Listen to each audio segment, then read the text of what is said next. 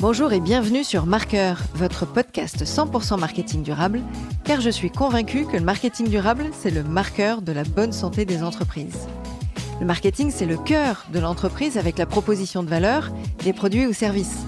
Et gérer des projets marketing avec le cœur nous emmène plus loin dans la formulation d'une offre qui fait sens aussi bien pour vos clients que pour vos collaborateurs.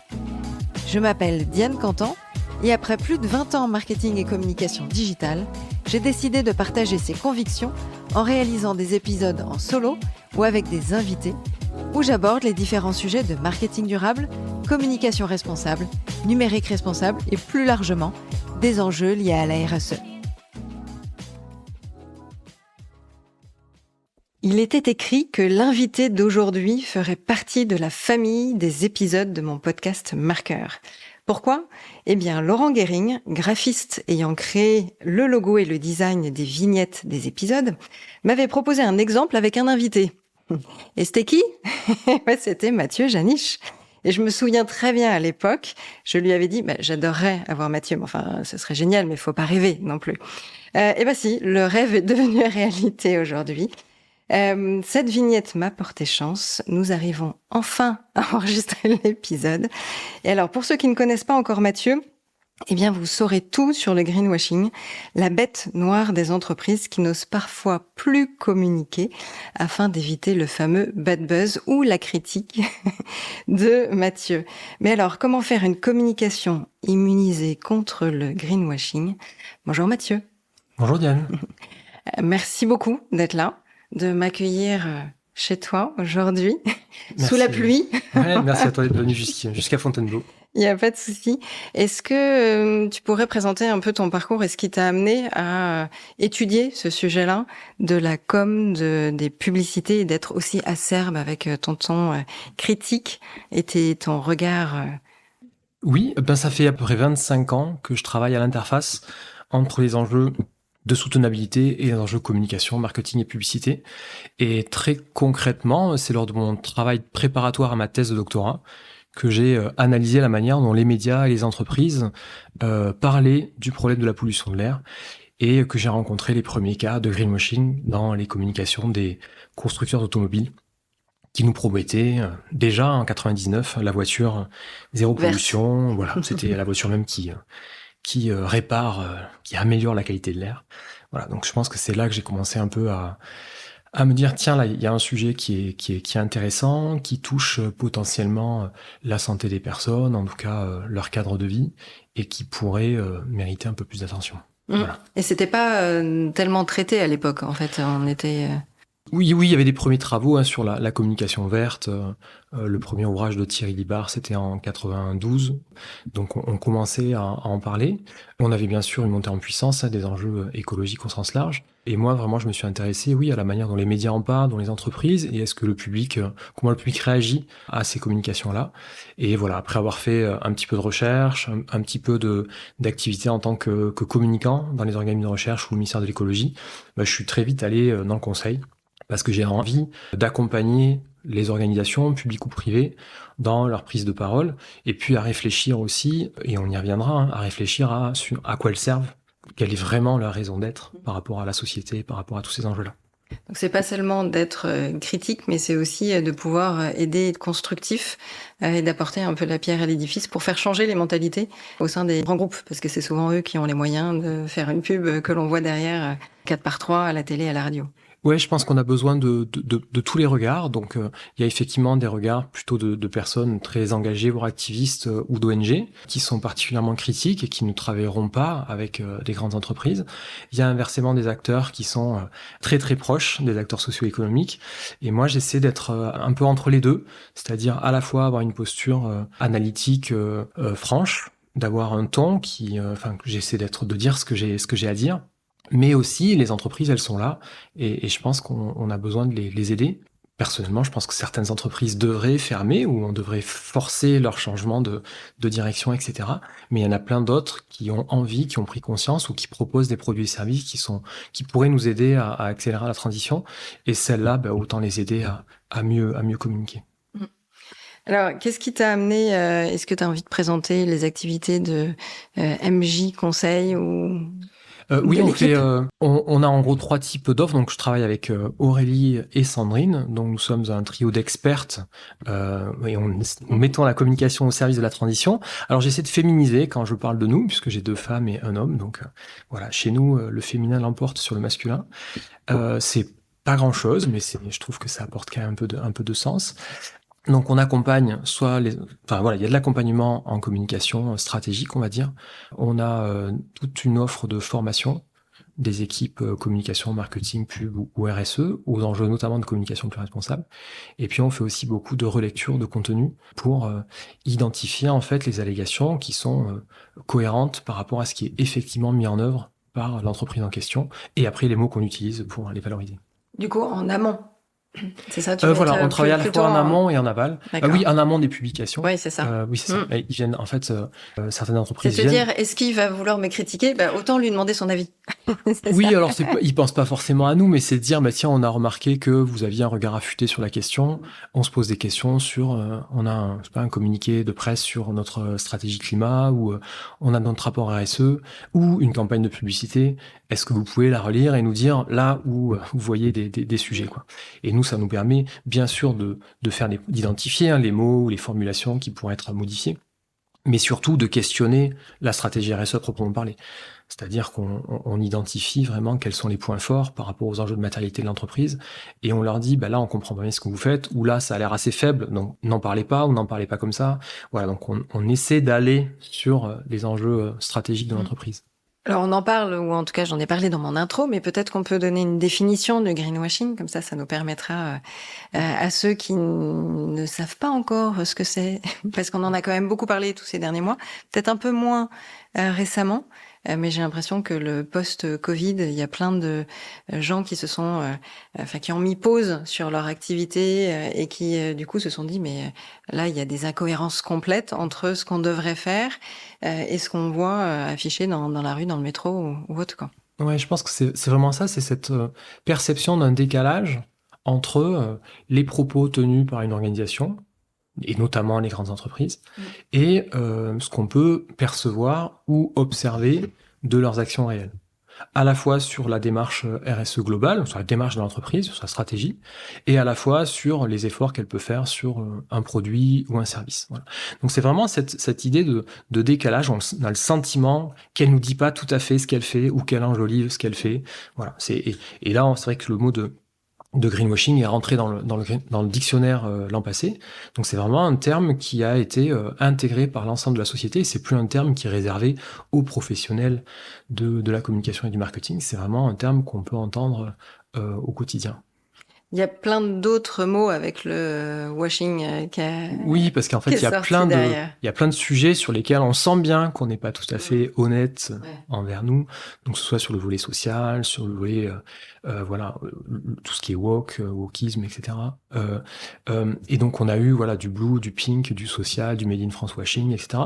Moi, j'aime bien tout regrouper sous le terme de green, au sens green, pas que environnement, mais écologie. Et donc, là-dedans, j'y mets tous les décalages. Ouais, c'est ça. C'est un peu ça. Du coup, quelles seraient ces bonnes pratiques si on se dit j'ai envie d'éviter de faire du greenwashing?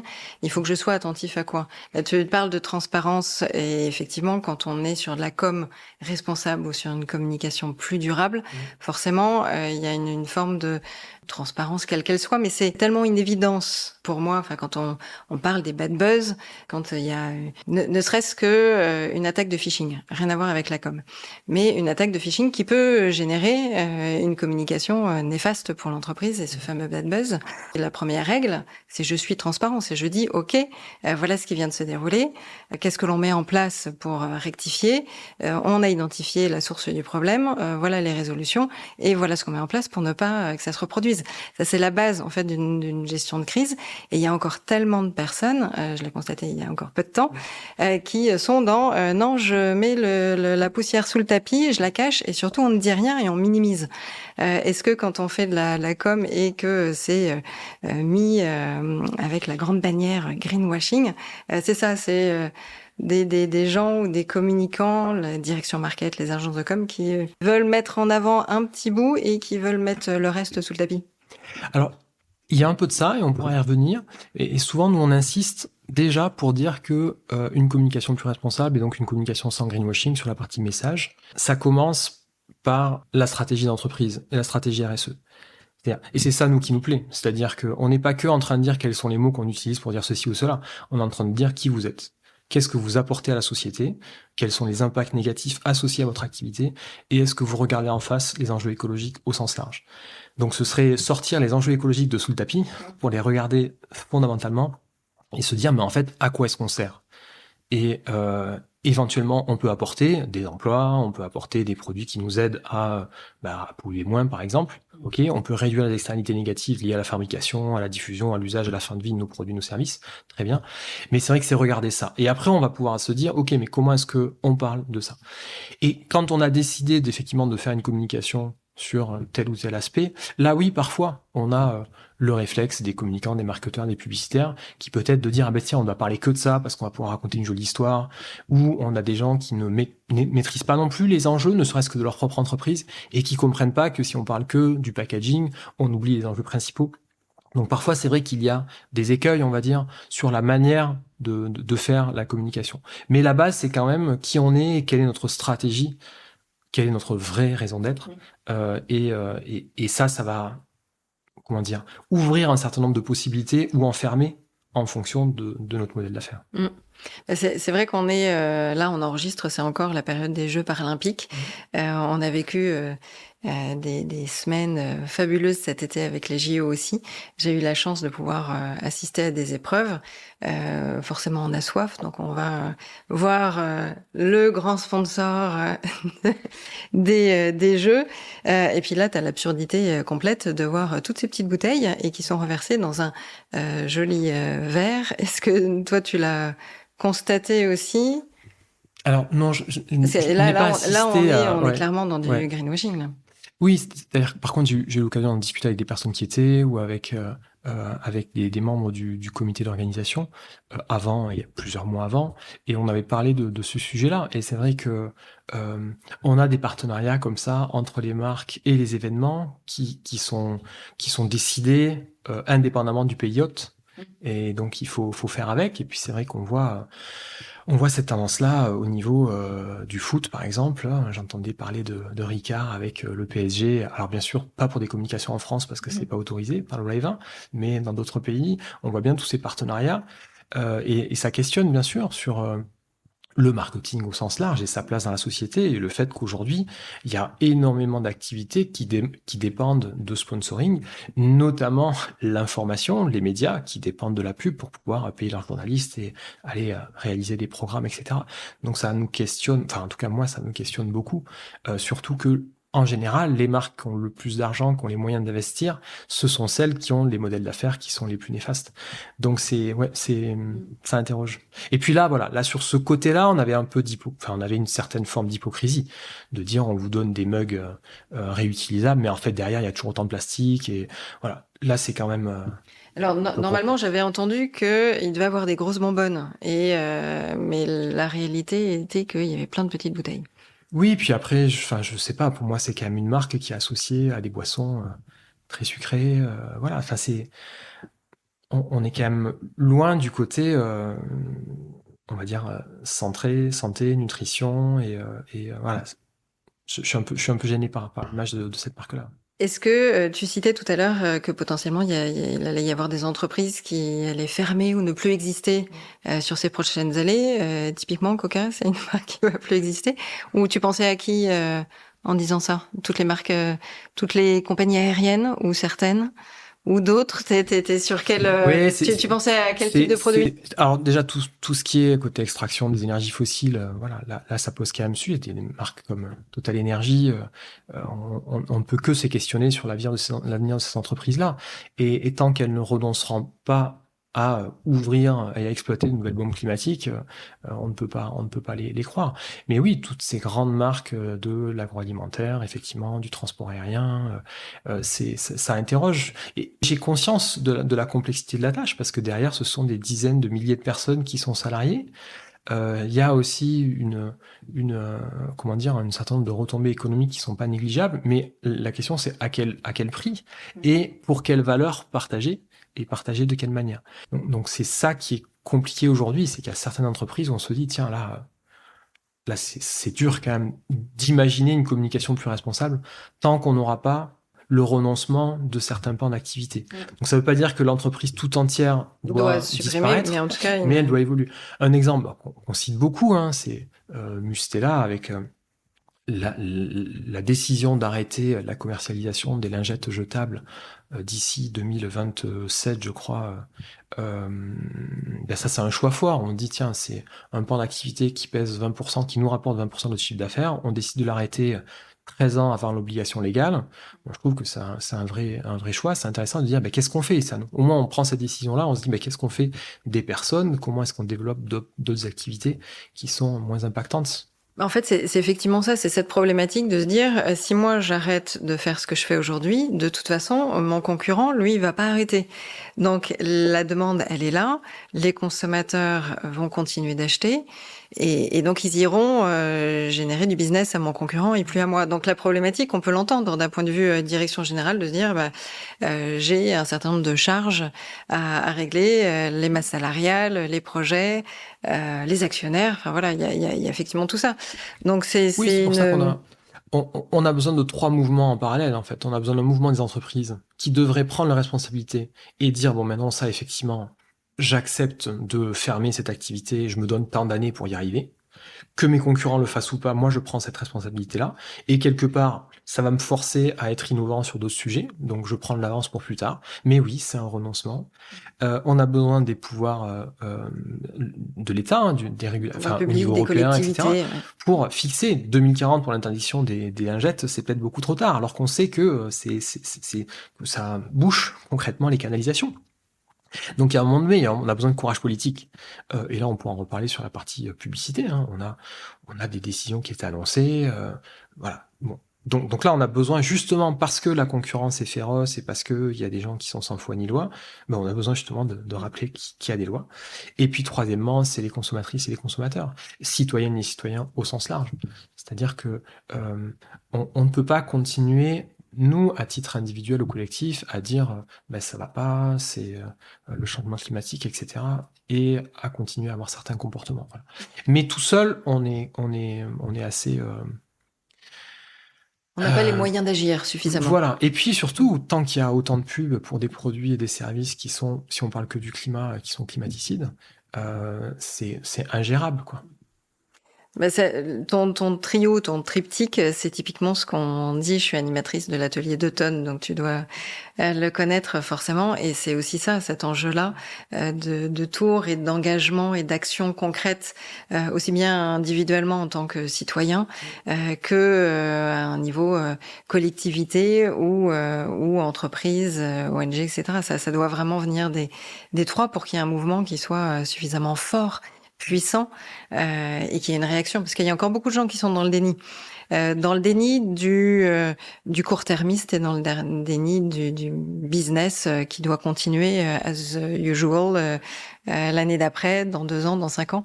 Peut-être que quand on sera réellement au pied du mur et qu'on verra des températures extrêmes en permanence, on aura envie de changer, de supprimer les communications en se disant mais pourquoi est-ce qu'on n'a pas arrêté de la com? Tu citais la loi E20 tout à l'heure. Effectivement, maintenant ça nous viendrait même plus à l'esprit de se dire j'ai une pub qui prône l'alcool à la télé. Est-ce qu'il y a des domaines comme ça où tu te dis la com prochainement devrait avoir un changement de réglementation un peu plus forte, un peu plus drastique, ou peut-être des choses que tu connais et moi qui suis pas aussi pointu que toi sur le sujet? Je pense qu'il y a à la fois certains produits et services sur les aspects écologiques, mais sur les aspects de santé publique. Donc, quand on pense aux aliments qui sont trop gras, trop sucrés, trop salés, ultra transformés, on sait que ben voilà, les publicités nous donnent envie d'acheter ces produits-là. À un moment donné, si on veut que les gens se portent mieux, il faut leur proposer des produits qui sont moins néfastes pour leur santé. Et il faut aussi leur donner les moyens de peut-être acheter davantage de produits frais, de cuisiner, voilà. Et donc c'est encore une fois, c'est pas que le choix des individus, mais on est dans une société, voilà, nous inciter à faire ceci ou cela. Et puis il y a la question des normes aussi sociales, des représentations qu'on se fait. C'est-à-dire que là, on rentre de vacances, au bureau, ça reste encore plus valorisé de dire qu'on était à Bali ou qu'on était sous les tropiques que de dire qu'on était en Auvergne. Voilà, j'allais pas donner de région, mais voilà. Donc c'est ça aussi, c'est-à-dire que pour la question du voyage, il faut vraiment changer les représentations, mais ça fait changer des modèles complets de toute une filière économique sur le tourisme. On parle de plus en Oui, plus de ou sur-tourisme, de etc. génération, en fait. Oui. Tu vois, c'est un peu ça, finalement.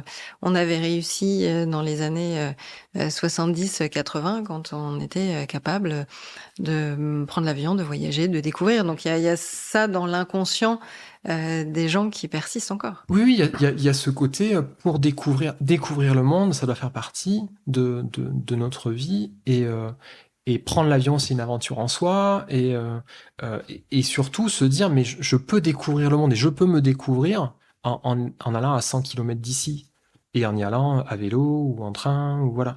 Mais ça, c'est un changement complet parce que effectivement, on nous a dit et j'en ai bénéficié, j'en ai profité aussi de pouvoir aller loin et rapidement, etc. Mais c'est ça qu'on doit réinterroger. Et c'est là où on a à la fois des enjeux individuels, des enjeux socio-économiques et des enjeux de régulation. Et si on est seul dans notre coin, ben on sera vite limité, quoi. Alors, est-ce qu'il y a une pub en ce moment là que tu as vue ou qui t'a vraiment chatouillé les orteils en disant non, il y a un truc là, ça va pas du tout. Alors, le problème quand on me pose ces questions-là, c'est qu'en fait, je me suis assez coupé des médias. En fait, les médias que je suis, c'est des médias où je paye pour avoir l'information et donc j'ai pas de pub. Alors, je reste exposé à certaines pubs à la radio et aux pubs quand je me balade dans le métro, etc. Mais par exemple, à la télé, quand je regarde des choses, c'est sur des plateformes, mais j'ai pas la pub.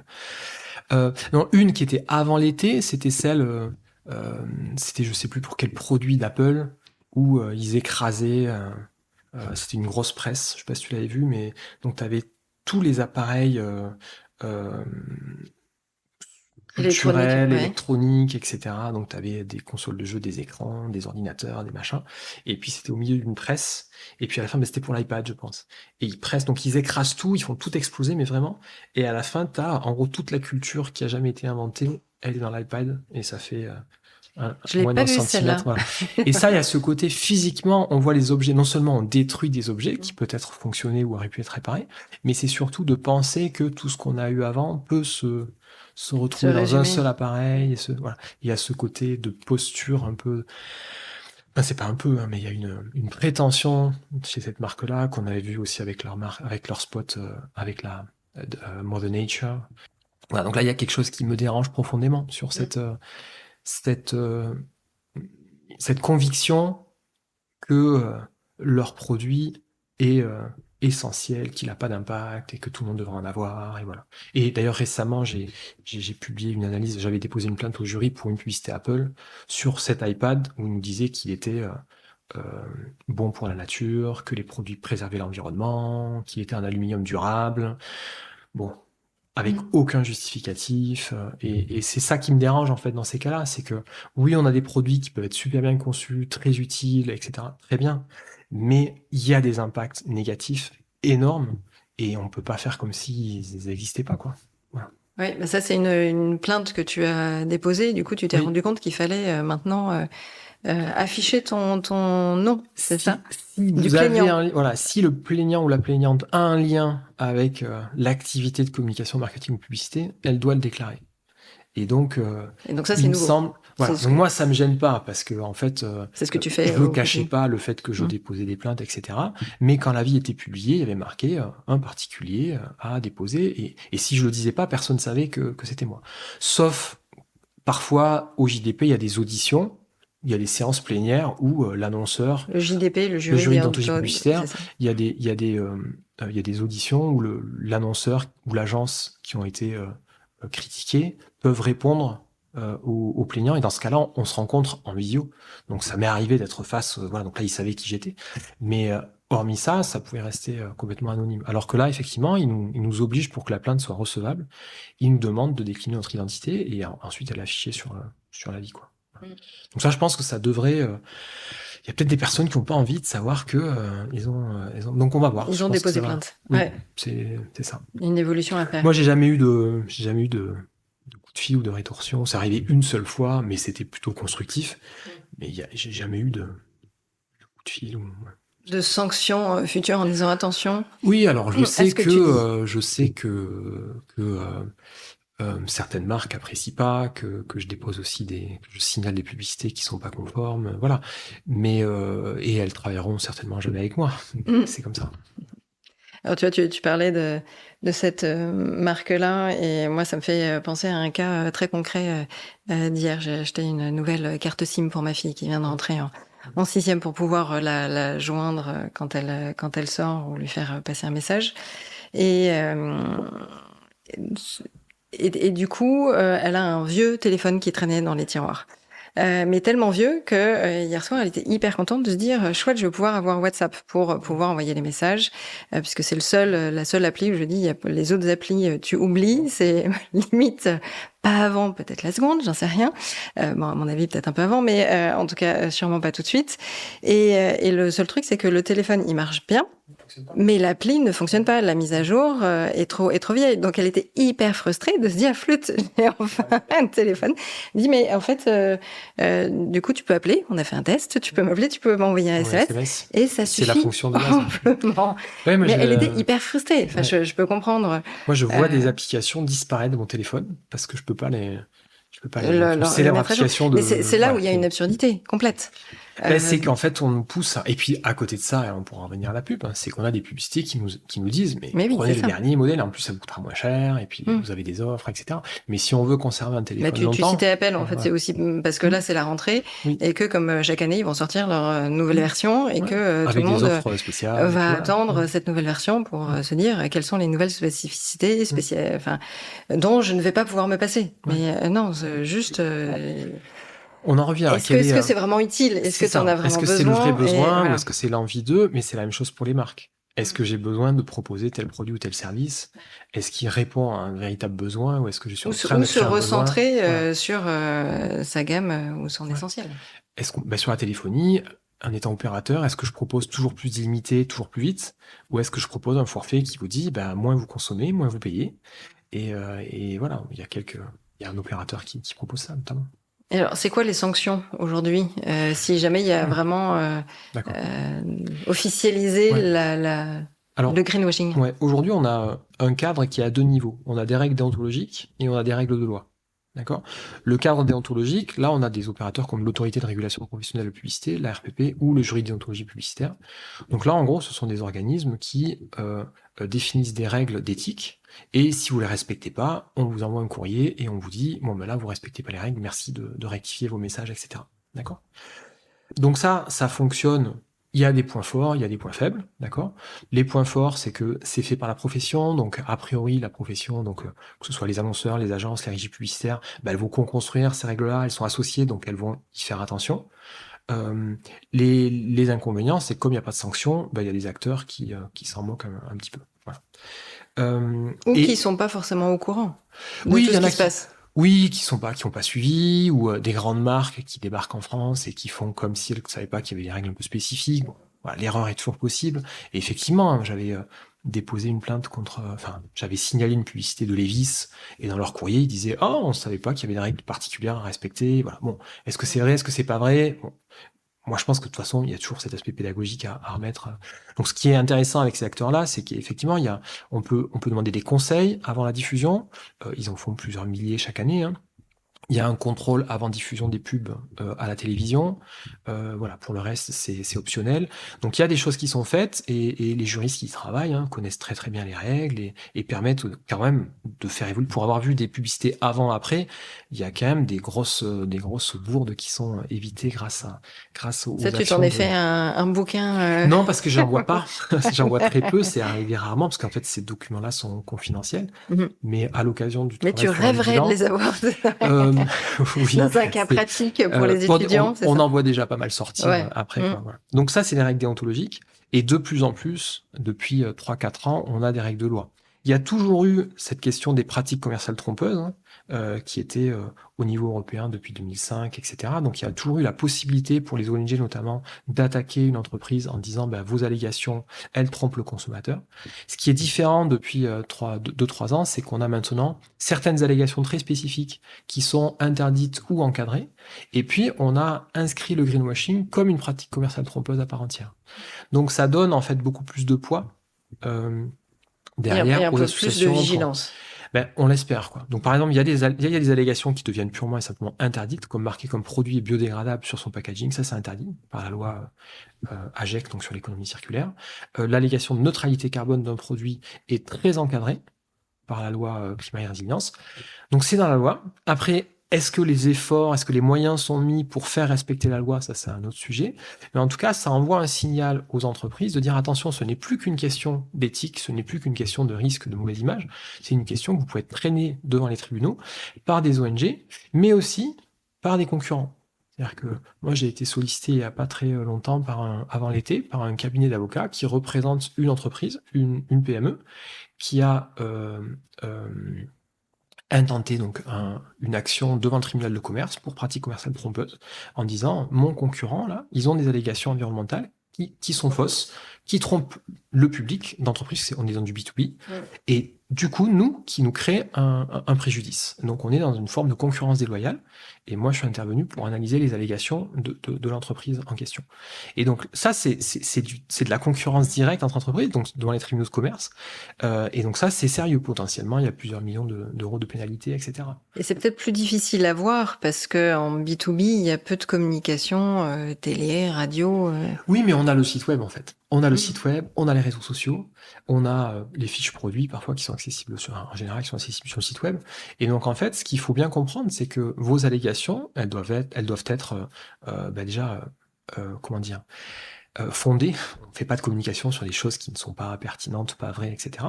Après, elles doivent être claires, transparentes, proportionnées, avec des éléments de preuve, et quel que soit le support de diffusion. Une publicité, bien sûr, si vous payez un spot de pub à la télé, bien sûr, mais aussi les allégations que vous avez sur votre site web, sur vos camions de livraison, vos hôtes et vos hôtesses de vente, si vous en avez, etc. Voilà. Tous ces autres supports, ça doit être validé en amont aussi, ou moins, tu vois, sur un poste fait par un alternant, community manager. Mais c'est tout l'enjeu, en fait. Quand on est donc quand tu parlais tout à l'heure de comment est-ce qu'on peut faire pour éviter de tomber dans le greenwashing, bon, il y a premier aspect quelle est notre entreprise, qu'est-ce qu'on propose comme produit, comme service, etc. Bon, mais après, c'est effectivement faire en sorte que l'ensemble des personnes qui sont impliquées dans la production, dans la conception, dans la diffusion de messages soient formées aux enjeux d'une communication plus responsable. Et effectivement, des fois, on a des postes qui sont rédigés par un community manager qui est externe à l'entreprise ou quelqu'un qui est junior qui vient d'arriver et on n'a pas forcément le process de relecture, etc. Donc ça, bien sûr, c'est important de l'intégrer. D'ailleurs, c'est ce qu'on voit dans le bilan publicité environnement qui est fait entre l'autorité de régulation de la pub, donc la RPP, et l'ADEME, et moi j'interviens pour l'ADEME en tant qu'expert. On analyse des centaines de publicités environnementales et ensuite la RPP envoie des courriers aux annonceurs qui ont des contenus qui sont non conformes.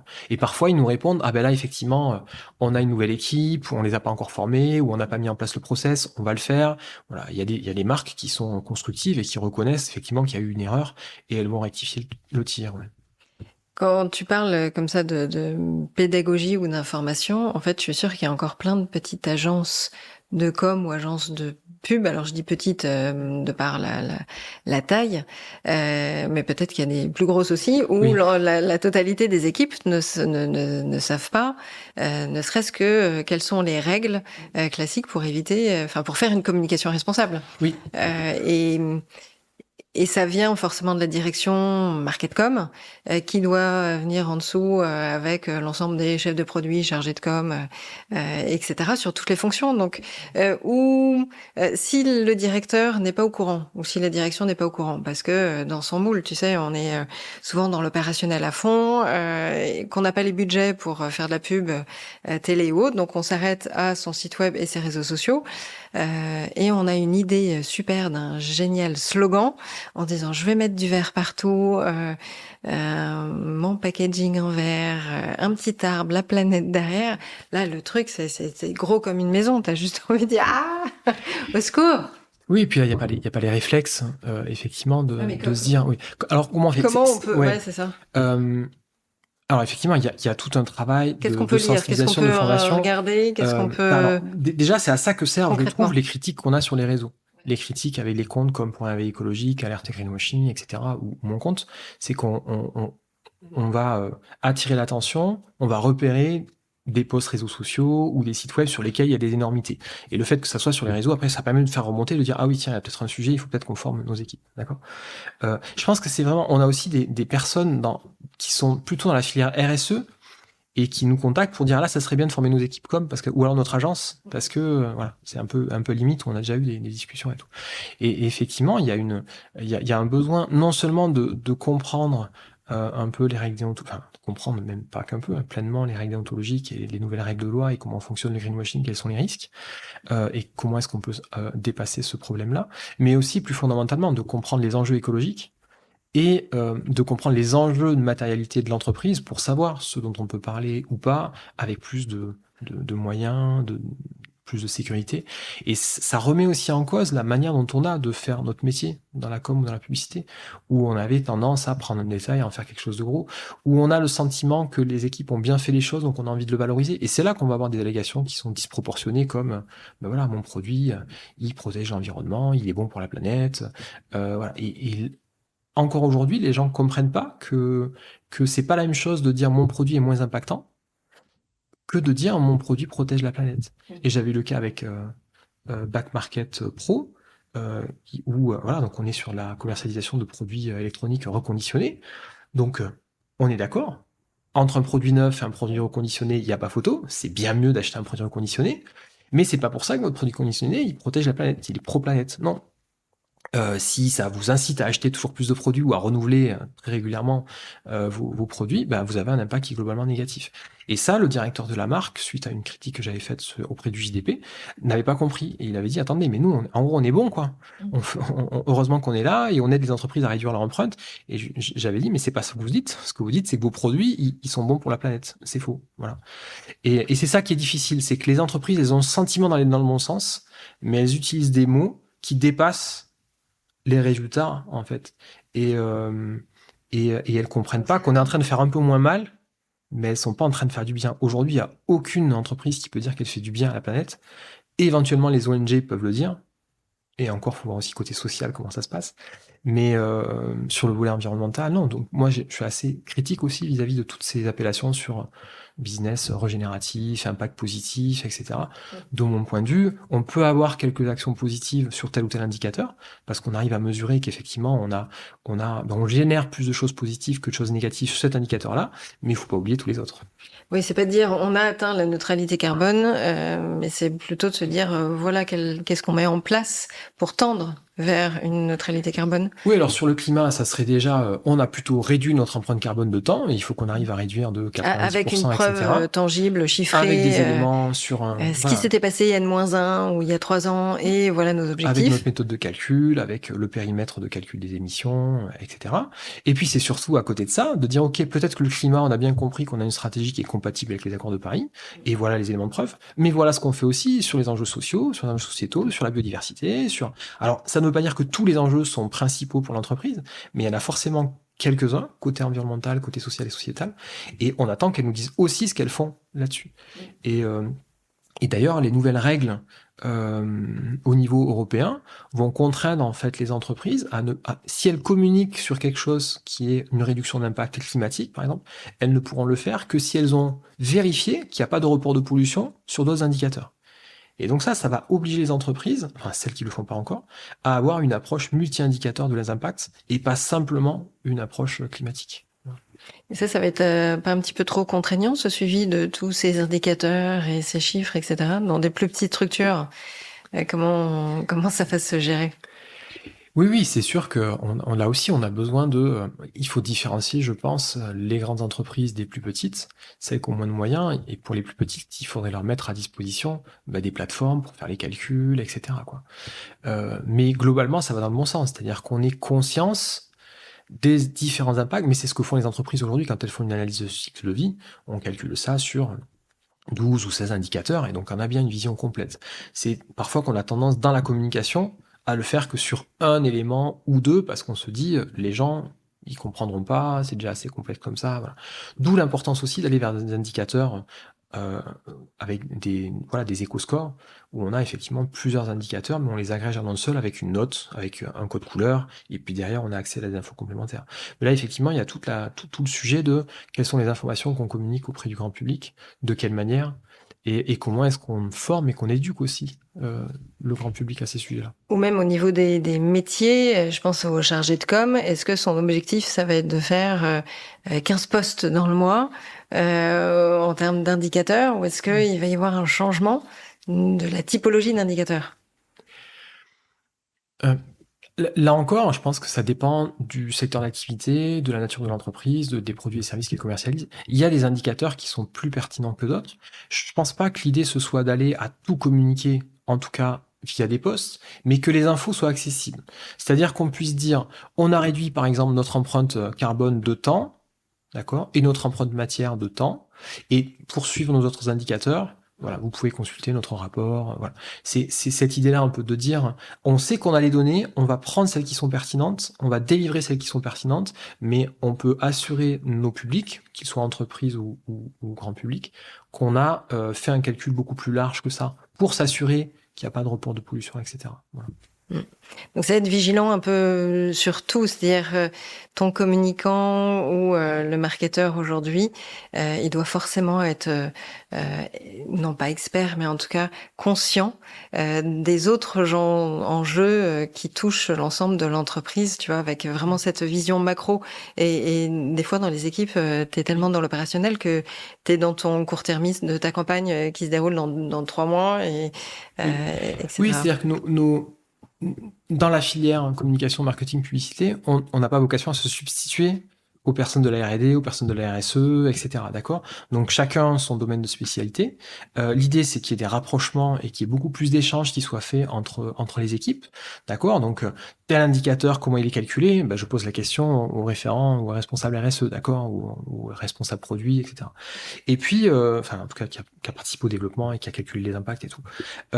Moi, mon rôle, ça va être d'avoir, en tant que communicant, par exemple, ou marketeur, ça va être d'avoir conscience. Donc, il y a vraiment un enjeu de conscientisation des enjeux. De se dire, OK, les enjeux écologiques, c'est pas juste un truc à côté, c'est quelque chose qui est central et qui doit être central pour mon entreprise, et donc pour moi. C'est comprendre que les enjeux écologiques, c'est pas que le climat, malheureusement. Il y a plein d'autres sujets et je peux pas me concentrer que sur l'indicateur carbone, sinon je me plante. Et en plus, il faut pas regarder le climat que sur la partie carbone. Voilà. Donc ça va être avoir cette ouverture-là pour pouvoir poser les bonnes questions et pour pouvoir comprendre la stratégie RSE de mon entreprise, pour pouvoir comprendre sur ce produit ou service, cette campagne qu'on me prépare là, est-ce que les infos qu'on m'a données, elles sont pertinentes ou pas? Est-ce que j'ai pas besoin d'avoir d'autres infos? Voilà, poser les questions. C'est la même chose d'ailleurs si je suis agence. Quand on est agence, c'est poser ces questions-là pour dire non, je me restreins pas à ce qui m'a été donné, mais j'élargis un peu l'angle d'analyse pour vérifier que j'ai rien oublié et que je suis pas obligé, que je suis pas en train de me tromper, quoi. Donc il y a effectivement cette montée en conscience. C'est pour ça que nous, dans nos interventions auprès d'entreprises, on a toujours une partie qui est, hop, on vous rappelle les enjeux écologiques, on vous rappelle modèle économique linéaire dominant, on doit aller vers plus de circularité, plus de sobriété, on rappelle les bases en fait. Parce que si on comprend pas ça, voilà, on parle de limite planétaire, parce qu'en fait, il faut comprendre ça pour pouvoir se dire, ah oui, tiens, là, la communication que je suis en train de faire, elle est par raccord. Alors ça vient questionner, puisque quand vous intervenez dans le secteur aéronautique ou dans l'agroalimentaire ou dans voilà, des fois les énergies, les gens ils nous disent ah mais attendez, le business d'affaires, enfin le modèle d'affaires de mon entreprise, nous on vend ça. Est-ce que c'est compatible ou pas? Tel quel, peut-être pas, ou il va falloir bifurquer, ou est-ce que c'est voilà. Et donc c'est aussi équiper les personnes du marketing, de la communication, de la pub pour qu'elles puissent être le relais en interne. Et notamment, il y a un enjeu qui est très fort, je pense, dans les entreprises, c'est cette question de dialogue en interne sur ces sujets-là. Et notamment pour éviter le greenwashing, mais pour voir comment est-ce qu'on est perçu de l'extérieur. Et on a des salariés qui sont très engagés, voire activistes. On a des collectifs qui se mettent en place, notamment dans les grandes entreprises. Voilà, c'est pas des syndicats, c'est pas les ambassadeurs RSE, c'est d'autres personnes. Et donc, le rôle aussi des communicants et des communicantes, c'est de dialoguer avec ces personnes-là pour comprendre ce qui se passe et faire porter des messages, etc. Et ça permet aussi après de préparer des messages qui sont beaucoup plus, qui sont mieux proportionnés, qui seront mieux acceptés. Voilà, donc il y a cette question dans la lutte contre le greenwashing, il y a aussi cette question de dialogue et d'écoute, à la fois en interne et en externe. Comprendre ce que les autres pensent de notre activité, de ce qu'on fait de bien ou de mal, pour pouvoir ensuite formuler les bons messages. Oui, cette fameuse co-construction avec les parties prenantes ou avec l'ensemble de la chaîne. Et c'est vrai que quand je parle RSE, moi, avec mes clients, c'est pas dans un sens, il faut qu'il y ait une entité RSE à part et on se dit, c'est bon, c'est eux qui gèrent. Non, c'est plutôt toi dans ton job d'acheteur, dans ton job de marketeur, dans ton job de RH. La RH, c'est un peu plus intuitif parce qu'il y a évidemment tout le volet social qui est primordial et qui découvre pas que maintenant ou que grâce à la RSE. Mais tous les autres, en fait, c'est plus de dire mais quelle va être ta part de changement dans ton job à toi lié à cette thématique environnementale, sociale, sociétale. Enfin, c'est qu'est-ce que tu peux changer et c'est vrai que des fois le changement fait peur, ça c'est évident. Dans nos bonnes pratiques, si je résume un petit peu par rapport à ce que tu as cité, le fait de ne pas dénigrer les concurrents ou ne pas être en promesses déloyales ou promesses mensongères. Là, tu avais cité un exemple en B2B. L'absence de preuves, d'être dans des éléments chiffrés, des éléments trop suggestifs aussi, notre fameux arbre vert ou sur les visuels. Qu'est-ce qu'il y a d'autre? Des enjeux secondaires? Oui, on voit des campagnes qui sont... la thématique de la campagne est décalée par rapport aux vrais enjeux de l'entreprise. Donc, c'était récemment chez Burger King qui disait... Pourtant, elles sont bien leurs pubs, Burger King. Ouais, non, c'était dans le magasin, c'était... ici, on grille pas la planète, un truc comme ça. C'était au niveau du tri des déchets. Donc en gros, ils associaient l'acte de tri de la vaisselle après avoir mangé avec ne pas griller, donc ne pas contribuer au changement climatique. Et là, donc on a un décalage entre effectivement l'acte de tri et l'impact que ça a sur le changement climatique par rapport au modèle d'affaires de l'entreprise et à tous ces impacts. Ça avait été Amazon qui avait fait une campagne sur l'éco-pâturage autour des entrepôts. Voilà, les enjeux d'Amazon, ils sont ailleurs. Donc c'est ça aussi, c'est faire attention de parler des sujets. Alors on peut en parler, mais il faut pas que ce soit majoritaire dans la com globale. Si en fait, c'est une question de proportionnalité. Oui, c'est-à-dire, j'ai pris une grosse décision, j'ai fait une action qui réduit mes enjeux principaux. Ben là, je peux faire une grosse campagne. Par contre, je fais quelque chose qui est plus anecdotique par rapport à mes enjeux, ben là, je fais une communication qui est beaucoup plus petite. Voilà. Et c'est pour ça qu'on a différentes modalités de communication. C'est-à-dire que peut-être que pour ces actions-là, la grande campagne de pub n'est pas pertinente, mais par contre, une communication sur les réseaux sociaux ou via une newsletter sera plus pertinente. Voilà. Donc, c'est arriver à jauger ça et se dire, mais en fait, là, est-ce que je suis pas en train de mettre en avant quelque chose qui est insignifiant. Et puis, au-delà des critiques qu'on va recevoir, c'est que ça risque de décrédibiliser toute votre démarche. C'est-à-dire, quand vous êtes une banque et vous faites une grande campagne d'affichage pour dire que maintenant vous commercialisez des cartes bancaires qui sont en plastique recyclé, qui sont toutes blanches.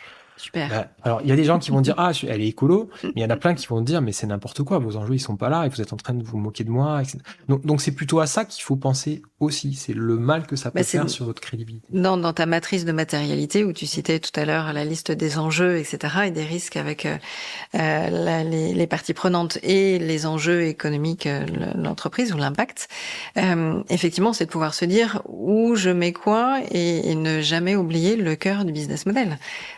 C'est quoi les 80% qui ou les 20% qui génèrent les 80% ou j'en sais rien. Oui, mais... et on sait aussi que les actions qui vont permettre de réduire nos impacts principaux ce sont celles qui sont les plus dures à mettre en place ou qui vont prendre le plus de temps. Donc c'est pas pour ça qu'il faut s'empêcher de faire des actions où on va avoir des quick wins, mais c'est dans la communication, il faut le faire de façon proportionnée, de façon mesurée. C'est surtout ça. Toutes les économies, en gros, sont bonnes à prendre. toutes les réductions d'impact sont bonnes à prendre, mais la communication doit se faire de façon proportionnée et réfléchie. Donc c'est là vraiment où il y a une réflexion entre quelle est l'action et quels sont les impacts de mon entreprise. Et là, c'est faire la part des choses. C'est là qu'on a besoin d'un dialogue entre les équipes RSE et les équipes com, et quand même d'une conscience de la part des équipes com et de leurs prestataires pour pouvoir se dire, attendez, là, on va pas mettre le gros paquet là-dessus parce que c'est pas pertinent. On va se faire taper sur les doigts. Oui, alors des fois, on sait bien que c'est ce qu'ils recherchent. On voit bien que, on a parlé des PME ou des petites agences, on a des grandes entreprises qui, chaque année, se font attaquer, reprendre. Pourtant, elles connaissent parfaitement les règles déontologiques, elles sont accompagnées par les plus grandes agences. Donc parfois, il y a aussi la volonté de faire le buzz où les boîtes peuvent être convaincues d'avoir un produit qui est réellement sans impact. Voilà. Et là, c'est un peu plus problématique. Forcément. Est-ce qu'il y a d'autres actualités, réglementations à venir là, sur ces prochaines semaines ou prochains mois? Alors, ce qu'on voit depuis quelques temps, c'est un peu plus d'activité de la part de la DGCCRF, donc la Direction Générale, en gros, de la protection des consommateurs et de la lutte contre la répression des fraudes, où on a eu une grande enquête en 2021-2022, qui a été publiée en 2023. Et là, on commence à avoir des cas, et la DGCCRF communique sur son site, en disant, on a repris telle entreprise parce que elle avait telles allégations sur son site web, sur ses newsletters, et pratiques commerciales trompeuses pour des allégations environnementales, et avec des sanctions ou avec menaces de sanctions et donc modifications. Donc là, on commence à avoir les effets en fait du durcissement réglementaire. Voilà. Et puis on attend au niveau européen. On a eu la publication d'une directive qui était sur donner plus de pouvoir aux consommateurs et aux consommatrices vis-à-vis de la transition. Donc une directive qui a été votée donc elle a été votée en fin février. Donc là, on atteint la transcription. Donc globalement, ça va venir compléter un peu le dispositif réglementaire français, parce que c'est un peu plus fort que ce qu'on avait déjà en France, même si on était déjà bien en avance. Donc on attend de voir comment ça va être transcrit dans le droit français, on a 2 ans pour le faire. Et puis on attend une autre directive qui s'appelle Green Claims, qui, elle, si elle passait telle qu'elle a été proposée, elle imposerait en fait le contrôle avant diffusion des allégations. Et donc ça, c'est un changement qui est vraiment énorme. Donc on attend de voir ce qui va se passer. Ce qui est sûr, c'est que ça bouge en fait au niveau réglementaire, au niveau européen et donc au niveau français, parce que les décideurs ont bien compris que, en tout cas les décideurs politiques, ont bien compris que le greenwashing était un frein à la transition, parce que ça empêche les gens d'identifier des produits qui sont moins impactants, et ça représente une forme de concurrence déloyale entre les entreprises qui s'engagent vraiment et qui communiquent de façon proportionnée, etc., avec celles qui racontent n'importe quoi. Et donc, c'est de plus en plus admis que toutes ces allégations qui sont trompeuses viennent freiner la transition et qu'on a besoin de lutter, et de lutter avec des lois. Voilà. Donc je trouve que c'est un signal un signal fort qui est envoyé aux acteurs.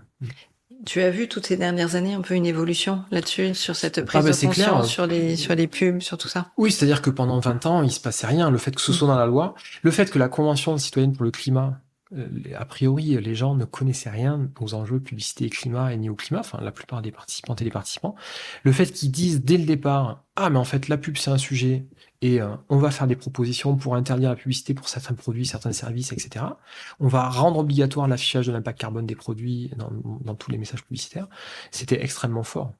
Donc c'est aussi pour ça, il y a en fait ces dernières années une compréhension du rôle des communications commerciales au sens large, et donc pas que de la publicité, mais vraiment de toutes les communications des entreprises par rapport à nos représentations, à nos comportements, et il y a quelque chose à faire. Moi, je trouve qu'on est exposé à beaucoup trop de publicité, et quand on voit la multiplication des panneaux numériques, par exemple dans les espaces publics comme les gares, etc., ça me questionne sur la direction qu'on prend. Voilà. Alors, est-ce que c'est le média en tant que tel qui est à critiquer, ou est-ce que c'est le message et le contenu? Parce que quand on se dit la pub, alors t'as toujours mauvaise presse. La pub, le market, vous êtes là pour vendre plus, toujours plus, encore plus, surconsommation à fond. Moi, je suis plutôt dans le camp de on peut communiquer, mais pour être dans l'éducation, dans la pédagogie, dans de la prise de conscience et donc faire ce qu'on appelle aussi les nouveaux récits. Hein, quand on parle de tout ça, c'est un peu sur cet axe-là. Donc évidemment, il faut qu'il y ait une diminution.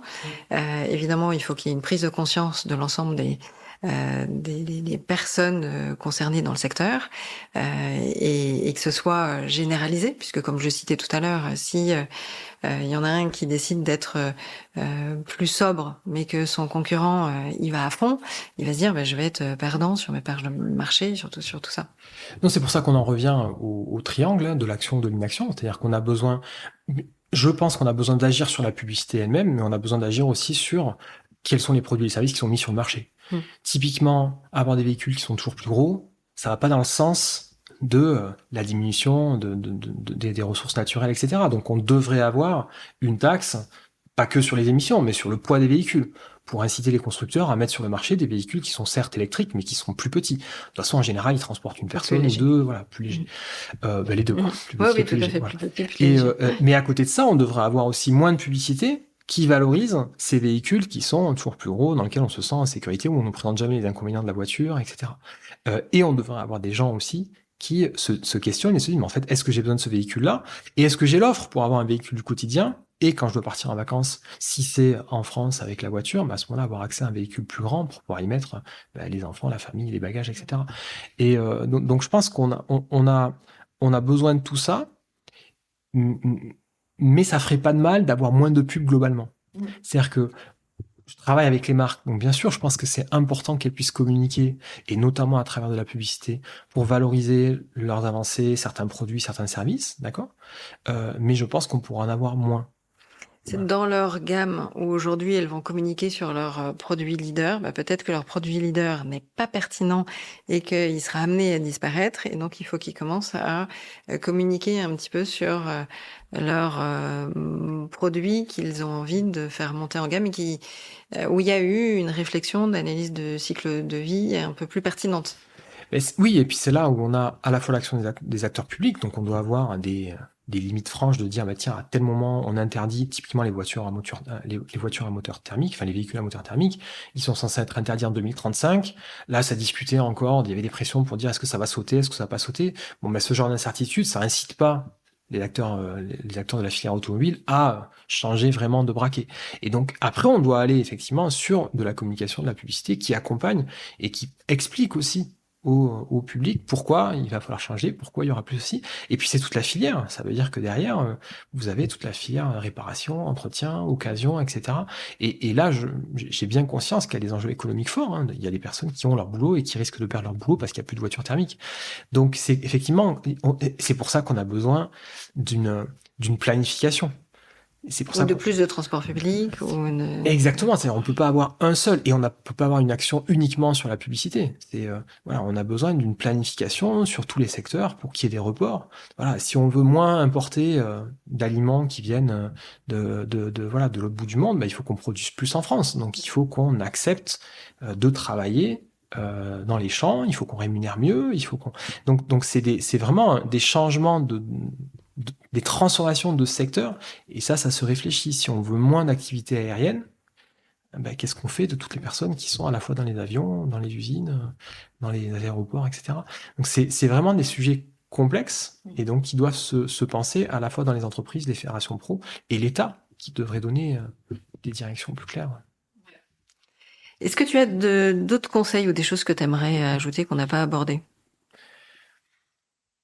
avant que je démarre ma séquence de questions classiques? Je pense que ça va, mais ça va avec la conscientisation autour des enjeux, c'est-à-dire que c'est s'intéresser à ces sujets de communication plus responsable. On a beaucoup parlé message. Sur la partie message, il y a aussi tout ce qui est lutte contre les stéréotypes, tout ce qui est une communication plus inclusive, etc. Il y a aussi bien sûr toute l'éco, socio-conception, des projets, des supports, toute la partie dialogue, achat plus responsable. Voilà. C'est un sujet qui est très très vaste. Et donc pour moi aujourd'hui, on ne peut pas être acteur du marketing, de la communication, de la publicité sans connaître, en tout cas sans suivre ces sujets-là, donc notamment pour la communication, le site de l'ADEME sur la communication plus responsable. Donc c'est se tenir informé, participer à des événements, à des webinaires, Voilà, parce que c'est Prendre l'avenir le temps de de nos le métiers faire. en fait.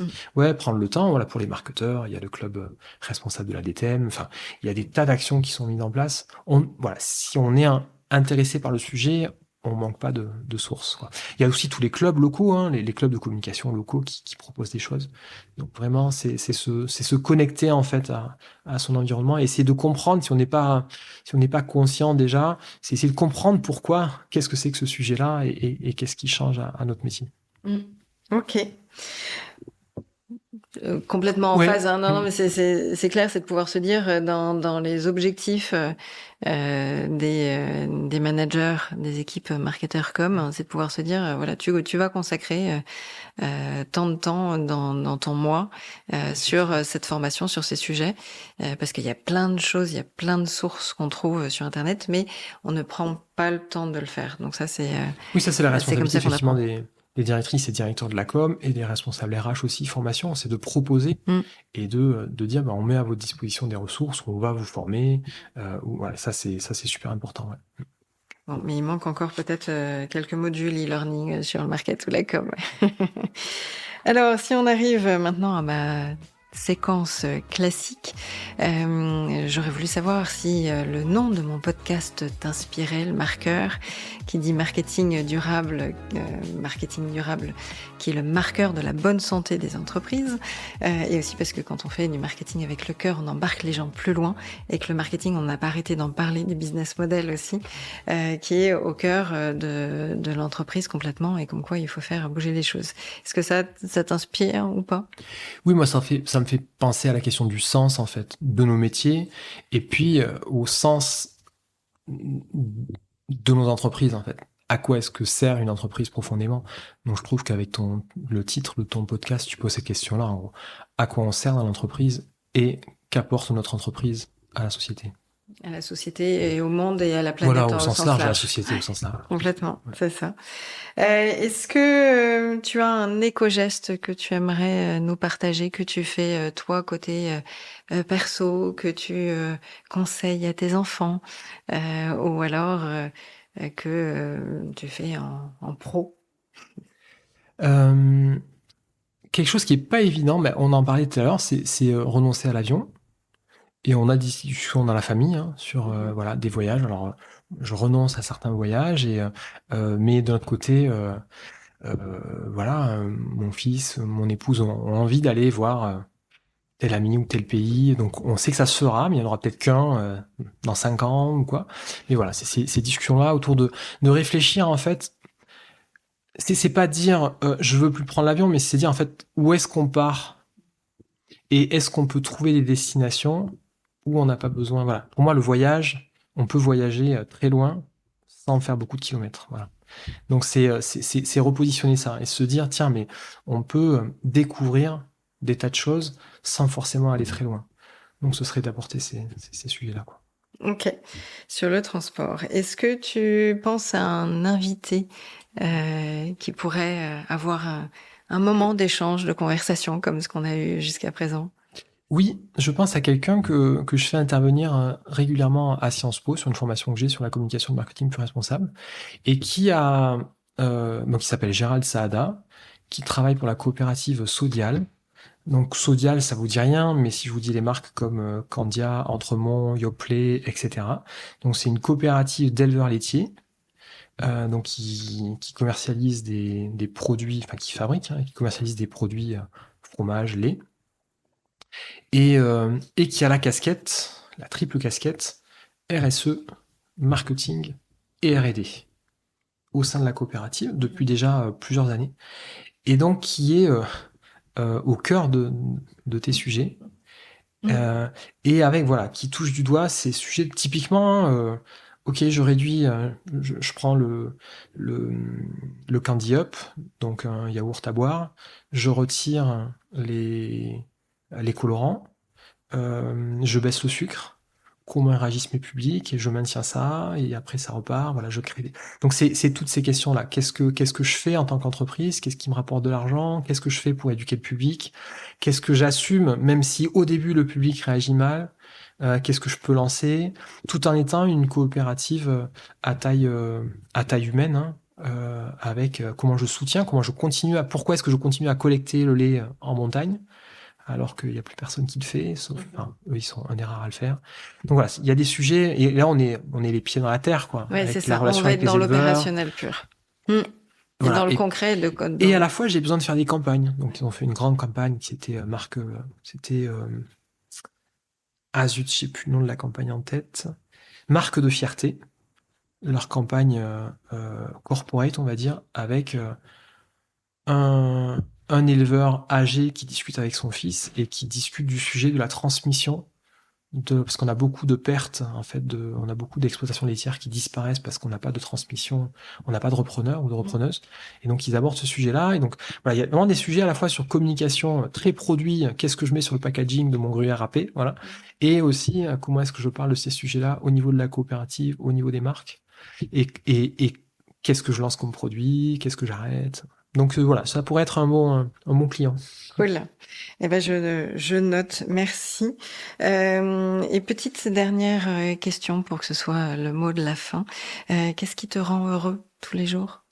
C'est dur. Je dirais, ce qui me rend heureux, plutôt le temps passé avec la famille, le temps à faire du sport en forêt de Fontainebleau, voilà, profiter de ce formidable territoire.